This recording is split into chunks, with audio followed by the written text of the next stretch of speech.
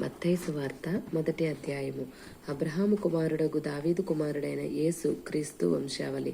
అబ్రహాము ఇస్సాకును కనెను, ఇస్సాకు యాకోబును కనెను, యాకోబు యూదాను అతని అన్నదమ్ములను కనెను, యూదా తామారునందు పెరేసును జెరహును కనెను, పెరేసు ఎస్రోమును కనెను, ఎస్రోము ఆరామును కనెను, ఆరాము అమ్మినాదాబును కనెను, అమ్మినాదాబు నయస్సోనును కనెను, నయస్సోను సల్మానును కనెను, సల్మాను రాహాబునందు బోయాజును కనెను, బోయాజు రూతునందు ఓబేదును కనెను, ఓబేదు యెషయిని కనెను, యెషయి రాజైన దావీదును కనెను.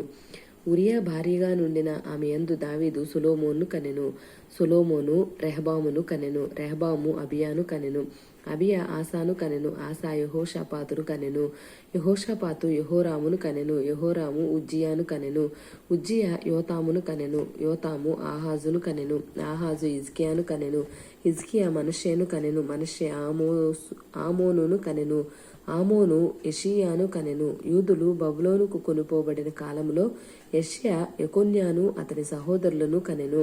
బబులోనుకు కొనిపోబడిన తరువాత యెకొన్యా షయల్తీయేలును కనెను, షయల్తీయేలు జెరుబ్బాబేలును కనెను, జెరుబ్బాబేలు అబీహూదును కనెను, అబీహూదు ఎల్యాకీమును కనెను, ఎల్యాకీము అజోరును కనెను, అజోరు సాదోకును కనెను, సాదోకు ఆకీమును కనెను, ఆకీము ఎలీహూదును కనెను, ఎలీహూదు ఎలియాజరును కనెను, ఎలియాజరు మత్తానును కనెను, మత్తాను యాకోబును కనెను, యాకోబు మరియ భర్త అయిన యేసేపును కనెను.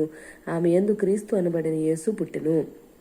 ఇట్లు అబ్రహాము మొదలుకొని దావీదు వరకు తరములన్నీ 14 తరములు. దావీదు మొదలుకొని యూదులు బబులోనుకు కొనుపోబడిన కాలం వరకు 14 తరములు. బబులోనుకు కొనుపోబడిన మొదలుకొని క్రీస్తు వరకు 14 తరములు. యేసుక్రీస్తు జన్మ మీద ఎట్లనగా, ఆయన తల్లి అయిన మరియా యేసేపునకు ప్రదానము చేయబడిన తరువాత వారేకము కాకమునుపు ఆమె పరిశుద్ధాత్మ వల్ల గర్భవతిగా ఉండెను. ఆమె భర్త అయిన యేసేపు నీతిమంతుడై ఉండి ఆమెను అవమానపరచనొల్లక రహస్యముగా ఆమెను విడనాడ ఉద్దేశించును.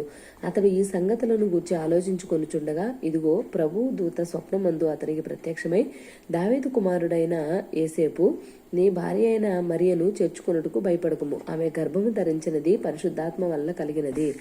ఆమె యొక్క కుమారుని కనును, తన ప్రజలను వారి పాపము నుండి ఆయనే రక్షించును. కనుక ఆయనకు యేసు అను పేరు పెట్టుదువన్ను.